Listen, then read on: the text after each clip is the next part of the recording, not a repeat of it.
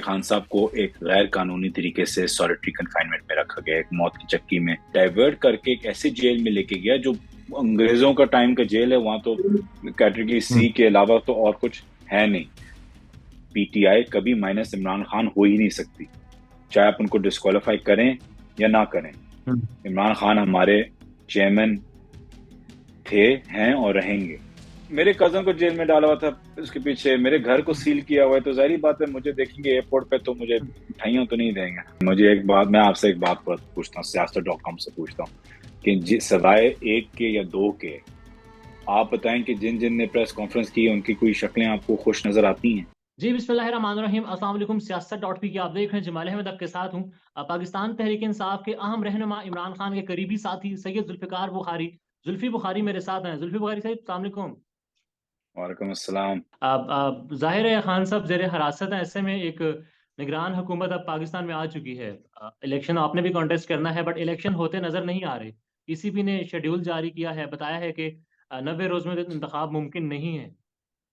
देखिए, ये तो इलेक्शन कमीशन ने अभी ये बोला है, लेकिन पहले दिन से कभी इरादा नहीं था, मैं समझता हूँ, इलेक्शन का। और अगर हुँ, करा भी दें इलेक्शन, देखिए इसमें दो तरीके हैं। अब कैबिनेट भी जो बनाई है, ये क्या कोई फेयर कैबिनेट है? ऐसे ऐसे लोग जो पिछली गवर्नमेंट में भी थे, ये पीडीएम की, हुँ, वो भी शामिल हैं। मतलब है कि बिल्कुल ही फारग किस्म की कैबिनेट बनाई हुई है। उसमें कई रिस्पॉन्सिबल नाम है, कई तो बिल्कुल ही उनके अपने डाउट्स हैं। तो बात ये है कि एक तो ये चीज़, दूसरी चीज़ ये है कि अगर आप इलेक्शन करा भी दें, तो द हुँ, पॉइंट इज़ कि इसको हम पहले डिफाइन कर लें कि प्री पोल रिगिंग क्या होती है। और अगर इस वक़्त जो मौजूदा हालात में जो कुछ हो रहा है, अगर ये प्री पोल रिगिंग नहीं है, तो फिर क्या है प्री पोल रिगिंग? ये भी हम डिफाइन कर लें। हुँ। तो अब इलेक्शंस तो ए अब नहीं है और खान साहब भी ज़ेर हिरासत हैं। इट्स मीन और जितने उन पर केसेज़ हैं, ज़मानतें ख़ारिज हो रही हैं, लग ये रहा है कि वो ज़्यादा टाइम अंदर अब जेल में ही गुज़ारेंगे। तो पार्टी आपके पीछे टूट-फूट का शिकार है। कब तक अपने वोटर को इंटैक्ट कर सकेंगे आप? देखें, पार्टी इंटैक्ट तब तक रहती है जब तक आपका वोटर आपके साथ हो। पार्टी को हुँ, अगर सही मायने में अगर तोड़ना हो तभी टूटती है, जब वो पार्टी का कोई मुस्तक़बिल आपको कोई आगे नज़र नहीं आ रहा होता। हुँ, सारी वोट इस वक़्त पीटीआई की है, मतलब पीटीआई की क्या, इमरान खान की है। तो पार्टी कैसे टूटेगी? पहली बात। दूसरी बात ये है कि इंशाल्लाह हमें पूरी उम्मीद है सुप्रीम कोर्ट पे कि खान साहब की ज़मानत हो जाएगी। और एज़ हुँ, पीटीआई हम सिवाय इलेक्शंस के और किसी चीज़ पे हमारा फ़ोकस नहीं है। हम सिर्फ़ इलेक्शन पे फ़ोकस कर रहे हैं कि 90 दिन में हम इलेक्शन करा दें, हुँ। इंशाल्लाह। खान साहब जो 9 मई को हुआ था उसके बाद भी वो ज़ाहिर है उनकी गिरफ्तारी के बाद एक एहतजाज हुआ और उसके बाद ही हुआ था। उसके बाद अब जब खान साहब अरेस्ट हैं तो बहुत सारे लोग ये सवाल कर रहे हैं, कह रहे हैं कि आपके जो आप लोग हैं, जो लीडरशिप है पीटीआई की, उस तरह से ना एहतजाज कर रही है, ना उस तरह से कोशिश कर रही है उनकी रिहाई के लिए, कि प्रेशर बिल्डअप नहीं हो रहा हुकूमत पर या फिर वहाँ पर जहाँ से रिहाई का फैसला हो सकता है। देखें, हमने अभी 14 अगस्त को जहाँ-जहाँ हम रैलीज़ या प्रोटेस्ट कर सकते थे, 14 हुँ, अगस्त की प्रोटेस्ट क्या, सेलिब्रेशंस कर सकते थे, और सेलिब्रेशन का यही था कि आज़ादी की एक सेलिब्रेशन थी। तो आज़ादी मुकम्मल तौर पे होती है, कोई आधी आज़ादी, आज़ादी नहीं होती।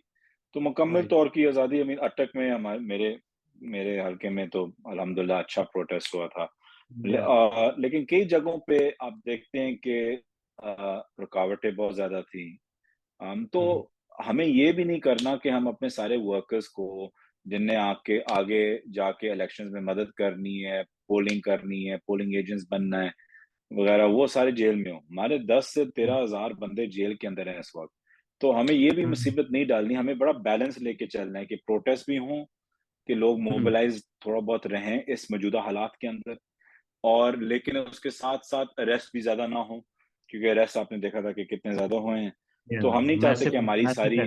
हम तो हमें बड़ी मेथोडोलॉजी के साथ चलना है, एंड वी नीड टू सी कि आगे इंशाल्लाह इनकी बेशक नीयत ना हो इलेक्शन की, लेकिन इलेक्शन करना कॉन्स्टिट्यूशन के मुताबिक आपको लाज़मी है। तो अगर हुँ। इलेक्शन हो जाए, हमारे सारे वर्कर्स जेल के अंदर हों, तो इलेक्शन कैसे होगा? तो इसलिए हमें ज़रा तरीके से चलना है। जी। अटक जेल में है इमरान खान साहब इस वक़्त। आपका इलाका भी है अटक। क्या इत्तलात आ रही हैं वहाँ से? ज़ाहिर है आपके सोर्सेज़ भी वहाँ पर होंगे। खान साहब किस हाल में रखा गया है? इमरान खान साहब की स्पिरिट्स कैसी हैं?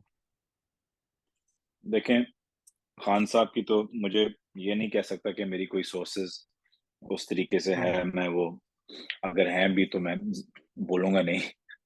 मैं खुद दूसरों की तरह नहीं हूँ जो बड़े फड़के मार के कि हमें पता है कि खान साहब ने क्या खाया है, क्या किया है, क्या ये। या, वो उल्टा नुकसानदेह ही होता है।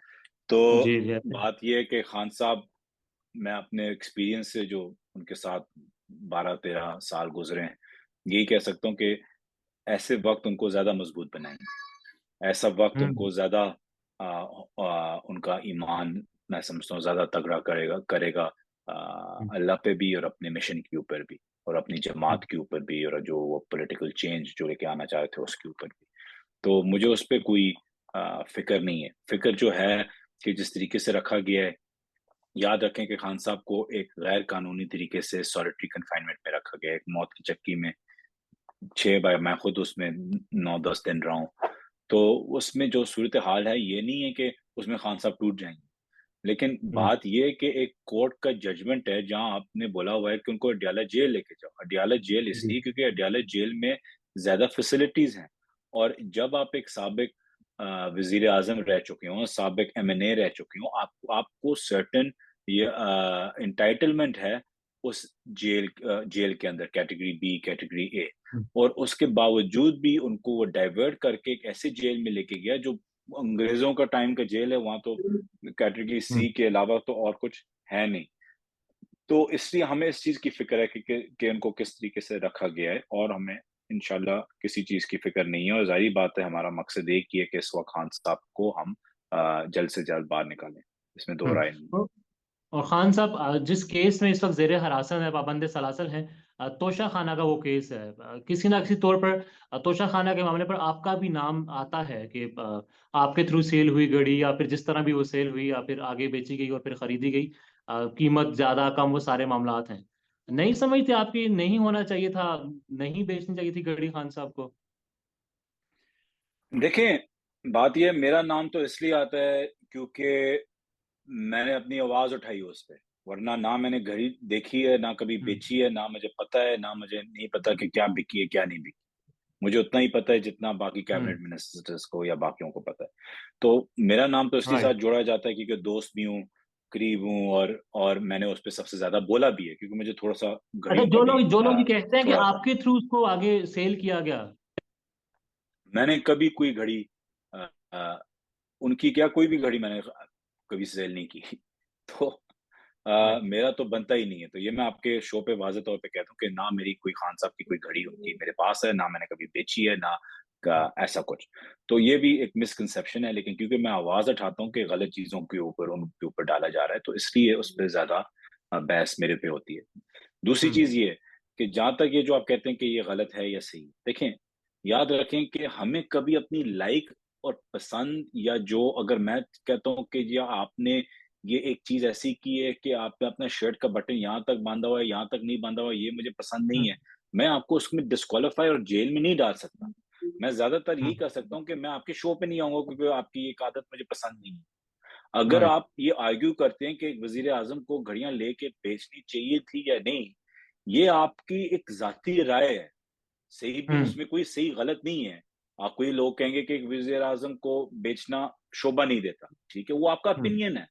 लेकिन उस या ओपिनियन के साथ आप या तो उनको वोट देंगे या नहीं देंगे, बात वहां तक सिर्फ जाती हम्म है। वो गैर कानूनी या कानूनी नहीं है, हम्म ये वाज़ेह तौर पे समझ लें। तो खान साहब ने कोई गैर कानूनी काम नहीं किया, तो कानून के मुताबिक जो करना था उनने हर चीज वो की। अब ये उस उन पे डालना कि जी ये बेचना था नहीं बेचना, वो आपका पर्सनल एक हैबिट है, वो आपकी पर्सनल ओपिनियन है, हम्म। सॉरी। और अलकादर ट्रस्ट केस भी है खान साहब पर, उसी में भी जाहिर है आपको लिंक किया जाता है। अलकादर का जो ट्रस्ट केस है, जी करप्शन का केस उस पर है। जी, देखें, अल कादर के ऊपर तो कोई करप्शन नहीं है। अल कादर पे तो यही है कि हम्म मेरा जो यही था कि मैं जब तक ट्रस्ट ना बने, मैंने हम्म खान साहब ने कॉल की कि वो जमीन अपने नाम कर लो जब तक ट्रस्ट ना बने। तो जब ट्रस्ट राइट। बन गया तो जमीन वही की वही जमीन वहां चली गई।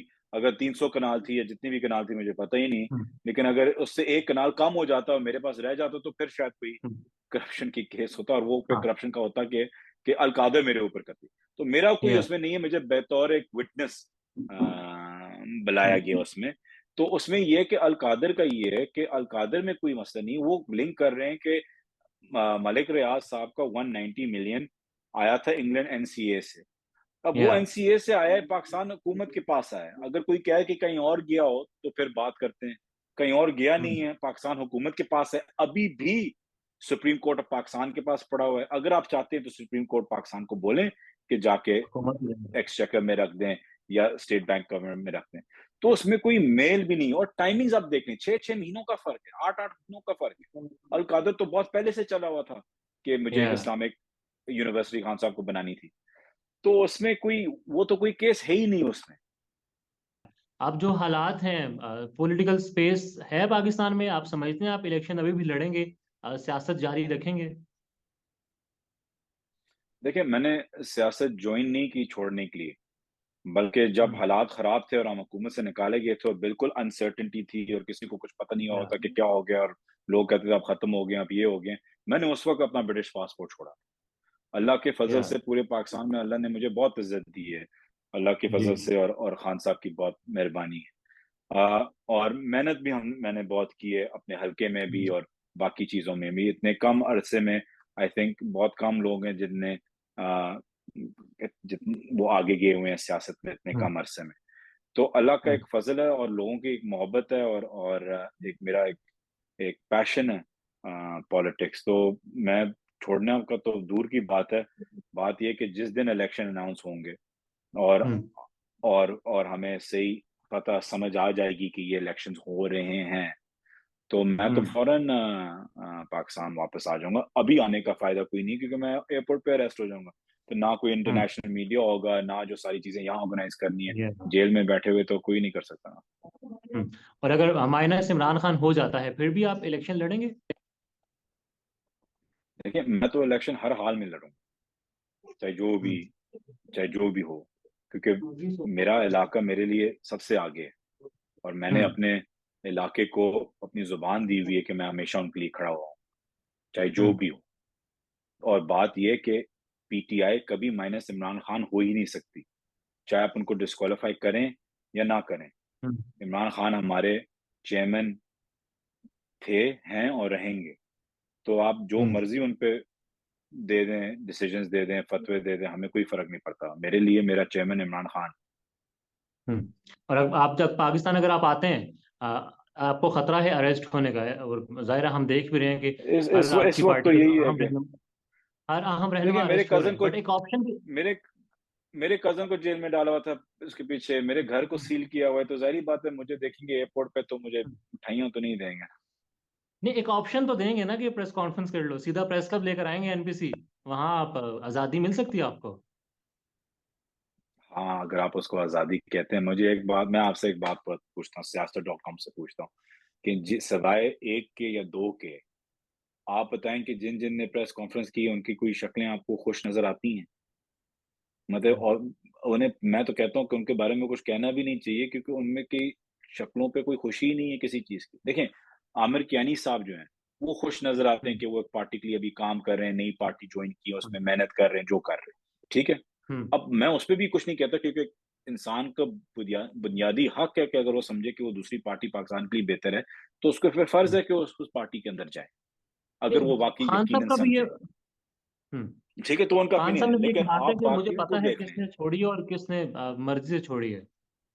वही, तो अगर आप उनको देख लें, वो मेहनत कर रहे हैं अपनी पार्टी पे, और वो उनका हक है कि हम्म, वो किसी पार्टी में जाएं, मेहनत करें, जो मर्जी करें।